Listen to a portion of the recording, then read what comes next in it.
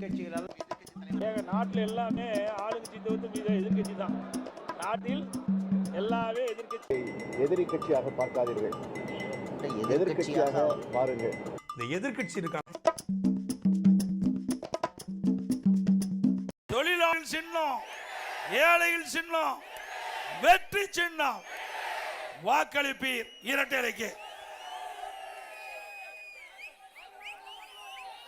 இன்றைய தினம் ஸ்டாலின் சொல்றாரு, திமுக கூட்டணியில நிறைய கட்சி இருக்குதுன்னு. கட்சி இருக்கிறது உண்மைதான், வாக்கு இல்லையா? ஆள் இருக்கிறது உண்மைதான், ஆனா அங்க வெற்றி வாய்ப்பு இல்லை. அண்ணா திமுகவில் கூட்டணியுடைய எண்ணிக்கை குறைவாக இருந்தாலும் நம்முடைய கூட்டணி வலிமையான கூட்டணி. நம்ம கூட்டணி இருக்கின்ற கட்சிகள் வாக்கு வங்கிகள் நிறைந்த கூட்டணி. அப்படித்தானே? திமுகவில் 2021 எந்தெந்த கட்சியில அந்த திமுக கூட்டணி வச்சதோ அந்த கட்சி தான் எப்போ கூட்டணி வைக்குது. ஆனா அந்த பத்திரிகையாளர் ஊடகம் இந்த முதலமைச்சர் ஸ்டாலினுடைய பரப்புரையை நம்பி கருத்துக்களை வெளியிட்டிருக்கிறாங்க. 2021 சட்டமன்ற பொதுத் தேர்தல் திமுக தலைமையில் எந்தெந்த கூட்டணி அங்க வைத்ததோ அதே கூட்டணி தான் இப்பொழுதும் அந்த கூட்டணியில தொடர்றாங்க. ஒரே ஒரு கட்சி, அது எந்த கட்சி போய் சேர்ந்திருக்குது?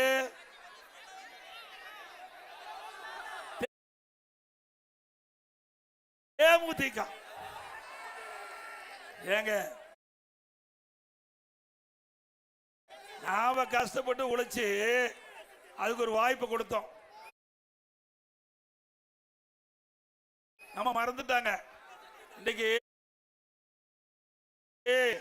ஒருவர் கடுமையான நோயால் பாதிக்கப்பட்டு சிகிச்சை பெறுகின்ற பொழுது வெண்டிலேட்டர் பொருத்துவோம். அப்படி அந்த கட்சிக்கு நாம ஒரு காலகட்டத்தில் உதவி செஞ்சோம். ஆனா அவள் உதவி மறந்து நம்மளையே பேசுறாங்க. பேசிட்டோம், தவறு இல்லை. அதை விமர்சனம் செய்வதற்கு நாங்கள் அந்த விமர்சனத்தை நாங்கள் ஏற்றதுக்கு தகுந்த பதிலை நிச்சயம் கொடுப்போம். அதிமுக பொறுத்த வரைக்கும் எங்களுக்கு யாரெல்லாம் உதவி செய்யறோ அவர்களெல்லாம் ஏனில ஏற்றி விடுவது போல ஏற்றி விடுகின்ற கட்சி அதிமுக கட்சி. திமுக கட்சி பொறுத்த வரைக்கும் ஏனில ஏற வரைக்கும் பார்த்து உச்சியில் போகும்போது ஏணி பிடிக்குவான். அப்படிப்பட்ட கட்சியில் தான் போய் நம்ம கூட்டணி சேர்ந்திருக்காங்க. ஏற்கனவே 2021 திராவிட முன்னேற்ற கழக தலைமையில் அமைக்கப்பட்ட கூட்டணி கம்யூனிஸ்ட் கட்சி கூட்டணி, அதே போல விடுதலை சிறுத்தை, இன்னும் பல இஸ்லாமிய கட்சிகள் சேர்ந்திருக்குது. அப்படி நிலைமை என்ன? 2021 2011 இருந்து 10 ஆண்டு காலம் அந்த திராவிட முன்னேற்ற கழகத்துக்கு தாங்கி பிடிச்சிட்டு இருக்காங்க. அதுவும் குறிப்பா 2021 இருந்து 2026 வரை திராவிட முன்னேற்ற கழகம் செய்கின்ற தவறுகள் எல்லாம் சட்டமன்றத்தில் பேசாம அந்த கட்சிக்கு திராவிட முன்னேற்ற கழக அரசுக்கு முட்டு கொடுத்துட்டு இருந்தாங்க. இன்னைக்கு என்ன நிலைமை? நான் அப்பவே அந்த கட்சியில் இருக்கிற தலைவர் சொன்னேன், திமுகவை நம்பாதீங்க, மக்களுடைய பிரச்சனை எடுத்து சொல்லுங்க. சட்டமன்றத்தில் பிரதான எதிர்கட்சி மக்களுக்கு குரல் கொடுக்கிறோம், எங்களுக்கு பக்க பலமா இருங்க.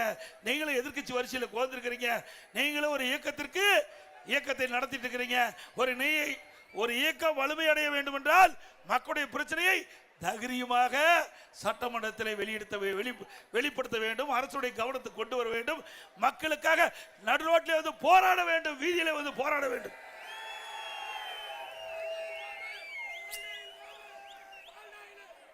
ஆனா திமுக அங்க வைக்கிட்ட கூட்டணியில அப்படியே வாய் மூடி மௌனமா இருந்தாங்க. சட்டமன்றத்தில் அரசாங்கத்துக்கு எதிராக எதுவும் குரல் கொடுக்கல, மக்களுடைய பிரச்சனையை சட்டமன்றத்தில் எடுத்து வைக்கல. அதனால மக்களுடைய செல்வாக்கு இழந்துட்டாங்க. இப்போ 2021 கம்யூனிஸ்ட் கட்சிக்கு கிடைத்த இடத்தை விட ஒரு இடம் குறைவா குறிச்சிட்டாங்க. இதுதான் ஸ்டாலின் கொடுத்த பரிசு அந்த கட்சிக்கு. ஸ்டாலின் அவர்கள் எப்பொழுதுமே கூட்டணி கட்சிக்கு விசுவாசமா இருந்தது கிடையாது. அண்ணா திமுக பொறுத்த வரைக்கும் எங்கள் தலைமையிலே அமைக்கப்படுகின்ற கூட்டணி உயர கொடுத்த தொண்டர்கள் பாடுவார்கள். அப்படித்தான் நம்ம நடந்தோம். நம்ம கூட்டணியில யார் நம்பினாங்களோ அவர்களுக்கெல்லாம் சின்னத்தை பெற்றுக் கொடுத்த கட்சி அதிமுக கட்சி.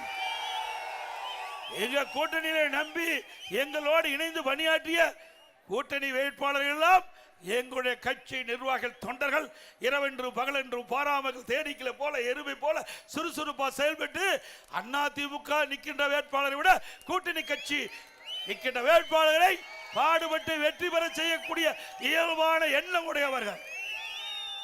பொன்மனச்செம்மல் புரட்சி தலைவர் எம்ஜிஆர் இந்த இயக்கத்தை தோற்றுவிக்கின்ற பொழுது எப்படி உயர்ந்த உள்ளம் கொண்ட தலைவராக இருக்கிறாரோ அப்படி கழக நிர்வாகிகளை தொண்டரையும் எங்களுடைய தலைவர் எங்களை வளர்த்திருக்கின்றார். ஸ்டாலின்லாம் அப்படி அல்ல, திரு கருணாநிதி அவர்கள் அப்படி இல்ல. எப்பொழுது பார்த்தாலும் என்னப்பா பாட்டு வருது?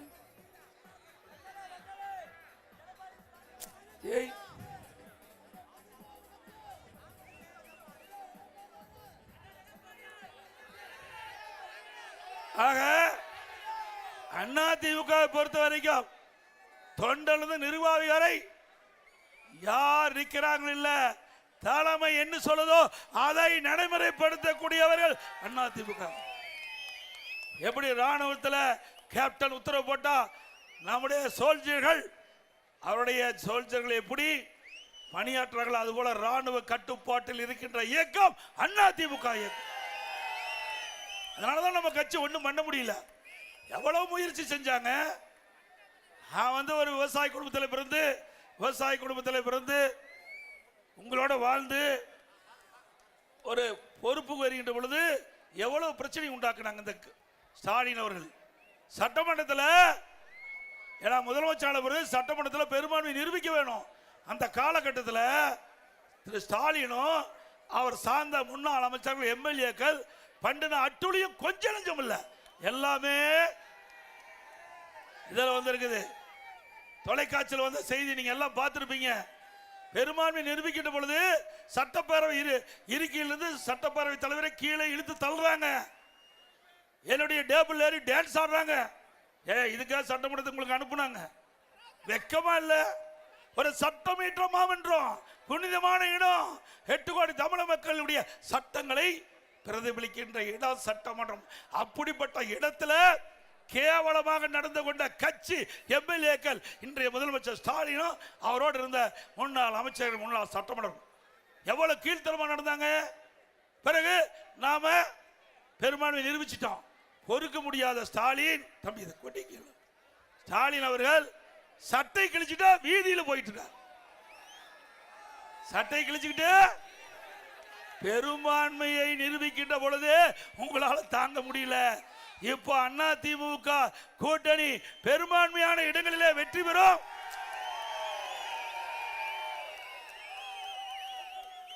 அதிமுக தனி பெரும்பான்மையோட ஆட்சி அமைக்கும். தம்பி கொடி இந்த கொண்டாப்பா.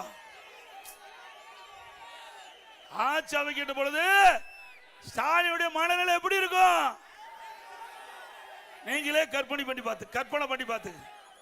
ஏற்கனவே சட்டை கிழிச்சிட்டு வீதியில போனவரு இப்போ எப்படி போவாருன்னு மக்களே முடிவு பண்ணிக்க. இதுக்குள்ள என்னென்னலாம் பேசுறாங்க. ஏப்பா அப்பா ஸ்டாலின் ஒரு பக்கம் பேசுறாரு, மகன் உதயநிதி ஒரு பக்கம் பேசுறாரு, உதயநிதியோட அத்தை கனிமொழி ஒரு பக்கம் பேசுறாங்க, ஆளாளுக்கு பேசுறாங்க. ஐயா யார் வேணாலும் எது வேணாலும் பேசட்டும், ஆனா மக்கள் முடிவு பண்ணிட்டாங்க. இதோட திராவிட முன்னேற்ற கழகத்துக்கு இறுதி தேர்தல் என்று மக்கள் முடிவு செஞ்சிட்டாங்க. யாரு அந்த குடும்பத்தில் தவிர்த்து வேற எவராவது பேச முடியுமா? அந்த கட்சியில் எத்தனை பேர் இருக்கிறாங்க? துரைமுருகன் இருக்காரு, திரு ஏவாவேல் இருக்காரு, திரு நேரு இருக்காரு. அவெல்லாம் இன்னைக்கு தமிழ்நாடு முழுவதும் தேர்தல் பிரச்சாரத்துக்கு அனுப்பிச்சாங்களா? அதுதாங்க கருணாநிதி குடும்பம். அதோடைய ரத்தமே அப்படித்தான் இருக்க மாட்டேங்குது. அந்த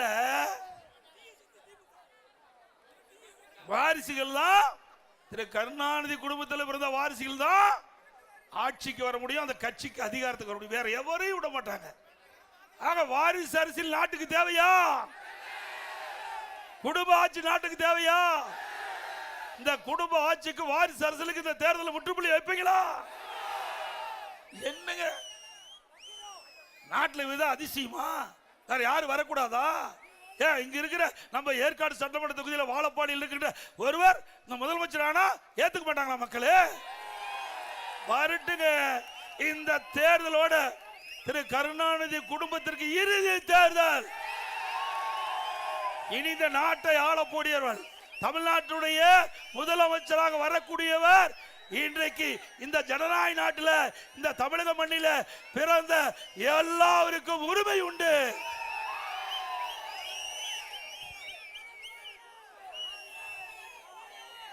அதோட இன்றைய தினம் இந்த ஆட்சி வந்த பிறகு சட்ட ஒழுங்கு அடியோடு சீர்குலைந்து விட்டது. இன்றைக்கு சட்ட ஒழுங்கு சந்து சிரிக்கின்ற அளவிற்கு இன்றைக்கு நிலைமை மாறி போச்சு. ஒரு காலத்தில் தமிழ்நாடுன்னா ஸ்காட்லாந்து காவல்துறைக்கு இணையாக போற்றப்பட்ட காவல்துறை இன்றைக்கு திமுகவுக்கு ஏவல் துறையா மாறிட்டு. காவலருக்கே பாதுகாப்பு இல்ல, காவலருக்கு பாதுகாப்பு இல்ல. இன்றைக்கு நாம கிராமத்தில் ஆடு மாடு மேயக்கூடாது என்பதற்காக பயிருக்கு வேலி அமைப்போம். அதுபோல மக்களுக்கு பாதுகாப்பு இருப்பது காவல்துறை. அப்படிப்பட்ட காவல்துறைக்கே பாதுகாப்பு இல்லாத ஒரு அரசாங்கம் தொடர வேண்டுமா? சிந்திச்சு பாருங்க. இன்னைக்கு போதை ஆசாமி தொலைக்காட்சியில் பார்த்தா எகிரி எகிரி காவலர் அடிக்கிறான். அது மட்டும் இல்ல,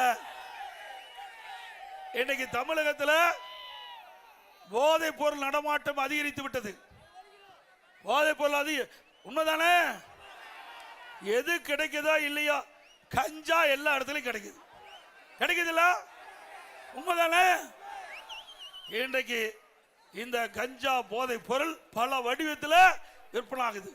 திரவ வடிவத்தில் வருதுங்கிறாங்க, சாக்லேட்டில் வருதுங்கிறாங்க, அப்புறம் ஊசி மூலமாக இந்த கஞ்சா மாற்றப்பட்டு வருவதா சொல்றாங்க.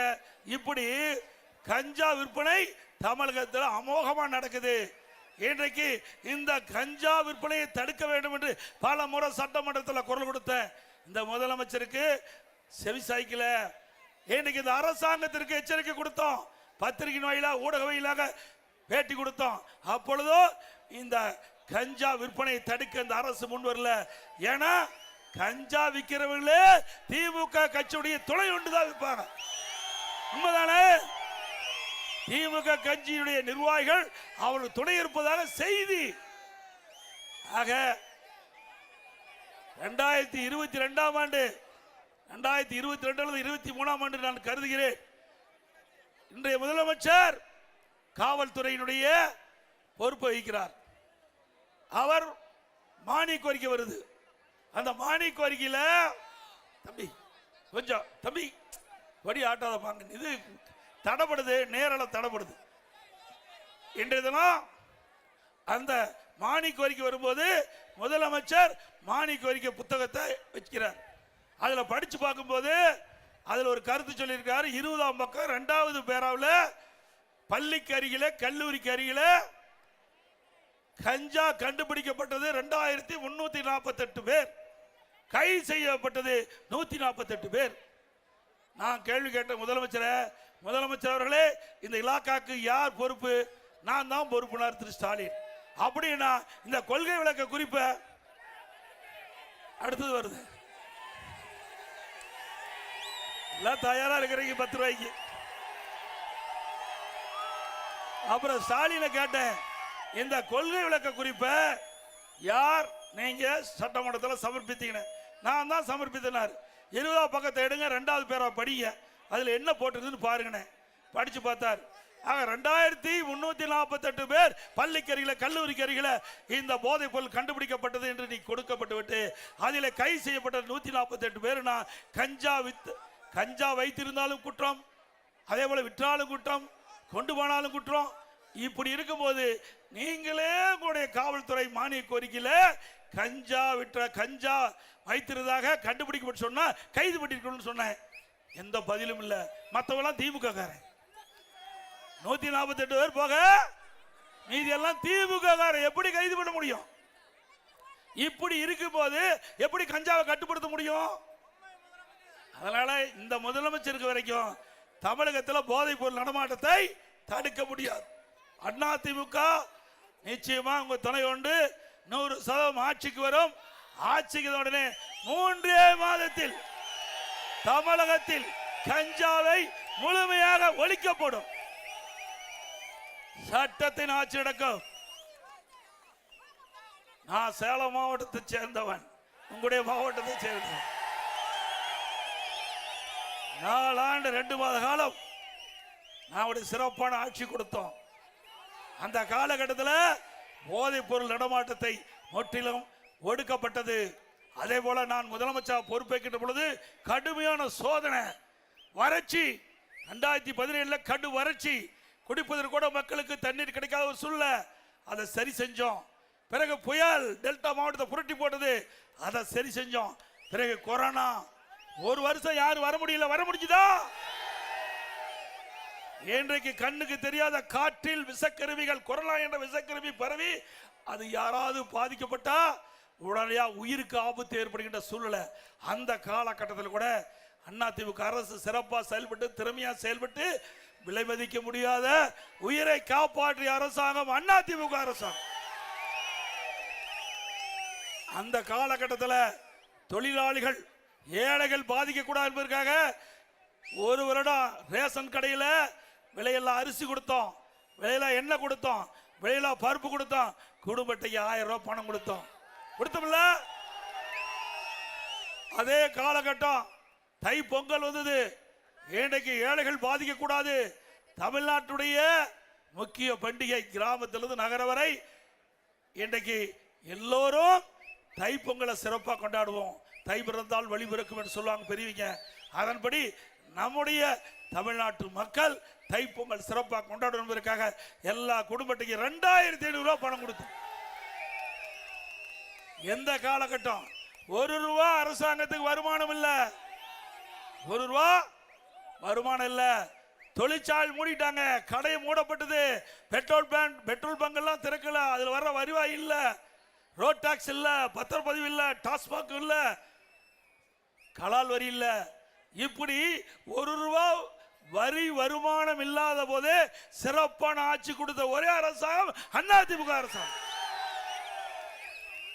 திமுக ஆட்சிக்கு வந்த பிறகு என்ன வறட்சி வந்ததா, புயல் வெள்ளம் வந்ததா, கொரோனா வந்ததா? ஒண்ணும் வரல. எதுவுமே வராம கடன் 5 லட்சம் ரூபாய் வாங்கிட்டாங்க.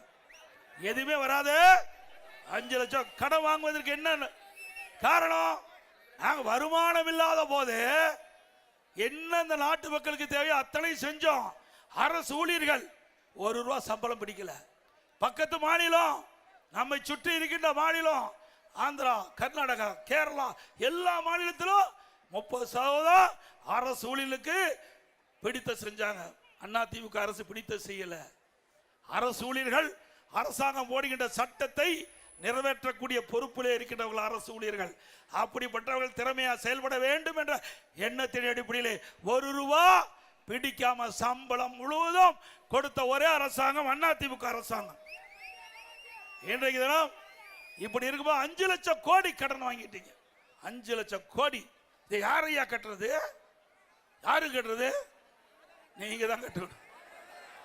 நான் உட்பட நீ அத்தனை பேரும் நாம தான் கட்டணும். இவர் பாட்டு கடன் வாங்கிட்டு போயிட்டாரு, கடன் வாங்கி வச்சுட்டு போயிட்டாரு.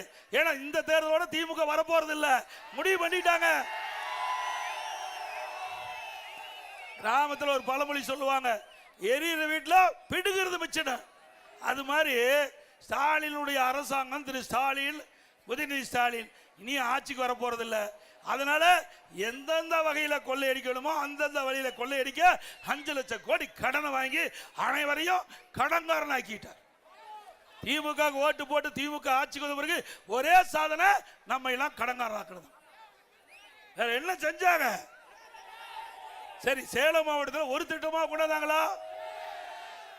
நான் முதலமைச்சர் இருந்த காலகட்டத்தில், நெடுஞ்சாலைத்துறை அமைச்சர் இருந்த காலத்தில் எத்தனை பாலம் நிறைய கட்டி கொடுத்தோம். முத்தம்பட்டி ரயில்வே மேம்பாலம் சாங்ஷன் பண்ணி இப்போ ஆகிட்டு இருக்குது. கிராமத்திலிருந்து நகர வரை சிறப்பான சாலை கொடுத்தோமா இல்லையா? இன்னைக்கு கிராமத்துடைய பொருளாதார மேம்பாடு அடைய வேண்டும். குடிமராமத்து திட்டத்தை கூட, குடிமராமத்து திட்டம் போன்ற பயிர்களுக்கு காப்பீடு திட்டம், அதுக்கு 5% வசூல் பண்றாங்க. இப்போ 5% பிரிமியம் கட்ட வேணும். இனி அதிமுக ஆட்சிக்கு உடனே அது 2% குறைக்கப்படும்.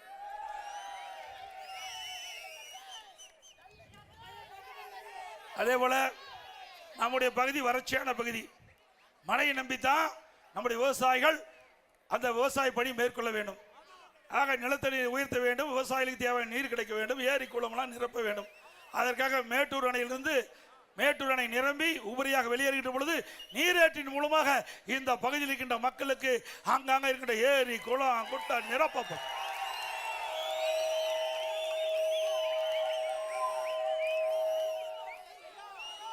அதிமுக ஆட்சியில் நம்முடைய கிராம பகுதி ஏற்காடு மலைப்பகுதி, அது கருமந்துறை மலைப்பகுதி, இந்த பகுதியில் இருக்கின்ற மக்களுக்கு அங்கே அதிகமாக ஏழை மக்கள் வசிக்கின்ற பகுதி. இந்த மக்களுக்கு அங்கேயே சிகிச்சை அளிக்க வேண்டும். அவர்களுக்கு சிகிச்சை கொடுக்க வேண்டும்னா ஒரு 15-20 கிலோமீட்டர் வந்தால் தான் டாக்டர் பார்த்து அவர் நோயை குணப்படுத்த முடியும். அப்படிப்பட்ட ஏழை மக்கள் அதிகமாக வசிக்கின்ற பகுதியை தேர்ந்தெடுத்து அங்கே ஒரு அம்மா மினி கிளினிக் திறந்தேன். இது இந்த ஆளுக்கு என்ன வலிக்குன்னே தெரியல ஸ்டாலினுக்கு. இதில் என்னங்க அரசியல் வேண்டி இருக்குது? 2000 அம்மா மினி கிளினிக் அனுபவ நீதியாக. நான் கிராமத்தில் பிறந்த காரணத்தால நாங்களாம் டாக்டர் போனால் எடப்பாடிக்கு 15 கிலோமீட்டர் போகணும். அதனால நம்ம ஊர்லேயே ஒரு அம்மா மினி கிளினிக் திறந்தா, கிராமத்திலே திறந்தா, ஏழை மக்கள் அதிகமாக இருக்கின்ற பகுதி திறந்தா அவர்கள் அங்கேயே போய் அம்மா மினி கிளினிக் போய் சிகிச்சை பெறலாம். அதில் ஒவ்வொரு அம்மா மினி கிளினிக்கில் ஒரு MBBS டாக்டர், ஒரு செவிலியர், ஒரு நர்ஸ், ஒரு மருத்துவ உதவியாளர், இப்படி அந்த திட்டத்தை கொண்டாந்து மக்களிடத்தில் மிகப்பெரிய வரவேற்பு. எல்லா இடத்துலையும் ஏழை மக்கள் அங்கே போய் அற்புதமாக சிகிச்சை பெற்றாங்க. மக்களிடத்தில் வரவேற்பு வந்தோன்னா ஸ்டாலின் பார்த்தார், மக்களிடத்தில் அதிமுக செல்வாக்கு அதிகமாக இருக்குது அப்படின்னு அந்த ஏழை மக்களுக்கு சிகிச்சை அளிக்கக்கூடிய திட்டத்தை கூட ரத்து செய்த முதலமைச்சர் இன்றைய முதலமைச்சர் ஸ்டாலின். இப்படிப்பட்ட ஒரு ஆட்சிக்கு வரணுங்களா? ஏழைகளை வஞ்சிக்கிட்ட அரசு தேவையா? இதில் என்ன அரசியல் வேண்டியது இருக்குது? ஒவ்வொரு கட்சியும் மக்களுக்கு சேவை செய்ய, மக்களுக்கு உதவி செய்ய, மக்களுக்கு நன்மை செய்யதான் ஒரு அரசாங்கம் அமைக்கப்படும். ஆனால் இந்த அரசாங்கத்தை பொறுத்த வரைக்கும் ஏழைகளுக்கு உதவி செய்கின்ற, அதை கூட தடுத்து நிறுத்துகின்ற மக்களோட அரசாங்கம் திமுக அரசாங்கம். எவ்வளவு கொடுமை! இவரெல்லாம் கிராமத்தில் பிறந்திருந்தா தெரியும், ஏழைகளோட வாழ்ந்தா தெரியும், ஏழைகள் படிக்கிற கஷ்டத்தை பத்தி என்ன தெரியும்? நான் கிராமத்திலிருந்து வாழ்ந்தவன், கிராமத்தில் வாழ்ந்தவன். இன்றைக்கு ஏழைகள் படிக்கின்ற துன்பம், துயரம், வேதனை அத்தனையும் நேரடியாக பார்த்து அவங்களோடு வாழ்ந்தவன். அதனால ஏழைகள் எங்கெல்லாம் பாதிக்கிறார்களோ அவர்களுக்கு உதவி செய்கின்ற அரசாக அதிமுக அரசு இருந்தது.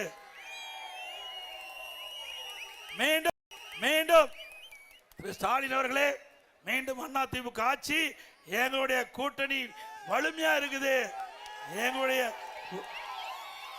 கழக நிர்வாகிகள் தொண்டர்கள் கூட்டணி சிறப்பா செயல்பட்டு மக்களுடைய ஆதரவை பெற்று ஆட்சி அமைக்கும்.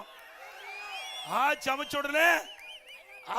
உடனே ரத்து செய்யப்பட்ட அம்மா மினி கிளினிக் மீண்டும் திறக்கப்படும்.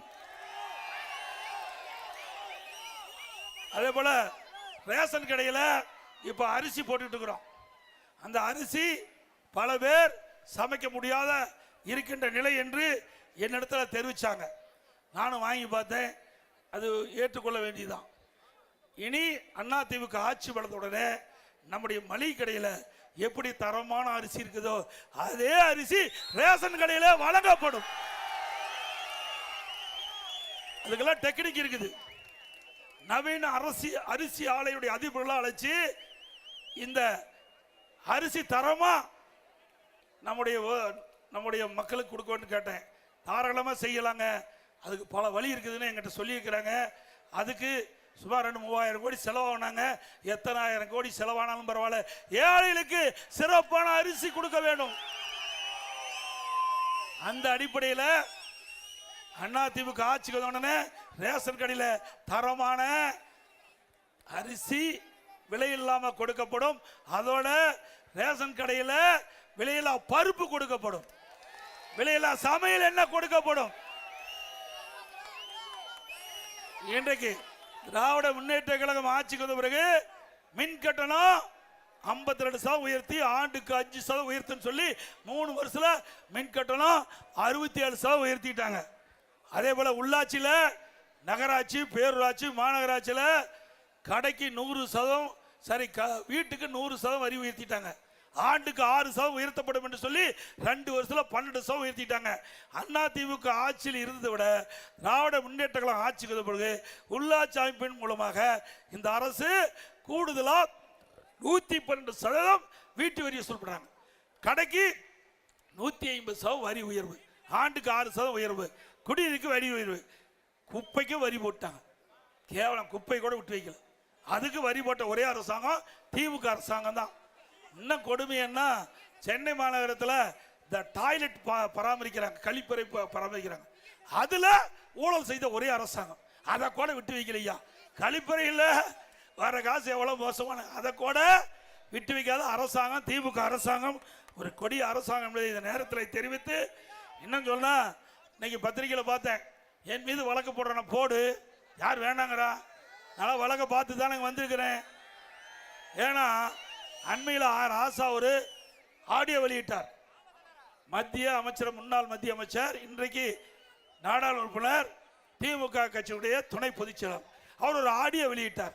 அந்த ஆடியோவில் இருக்கிற ஒரு கருத்து எல்லா பகுதிக்கு போகுது. எனக்கு மட்டும் இல்ல, தமிழ்நாடு மட்டும் இல்ல, இந்திய அளவு அது ஒரு பரவலா பேசப்படுகிற பொருளாகி போச்சு. அந்த செய்தியை நான் சொன்னேன், அதுக்கு துணிச்சலா பதில் சொல்ல முடியல. அது மட்டும் இல்ல, இது யார் செய்தி வெளியிட்டாங்களோ அவர் மீது நடவடிக்கை எடு. நடவடிக்கை எடுத்தா அடுத்த ஆடியோ விட்டுருவார். ராசா இப்போ அவர் மீது நடவடிக்கை எடுத்தா அடுத்த ஆடியோ ரெடியா வச்சிருப்பாரு, விட்டுருவாரு. அதுக்கு பயந்து அவர் மீது நடவடிக்கை எடுக்க முடியல.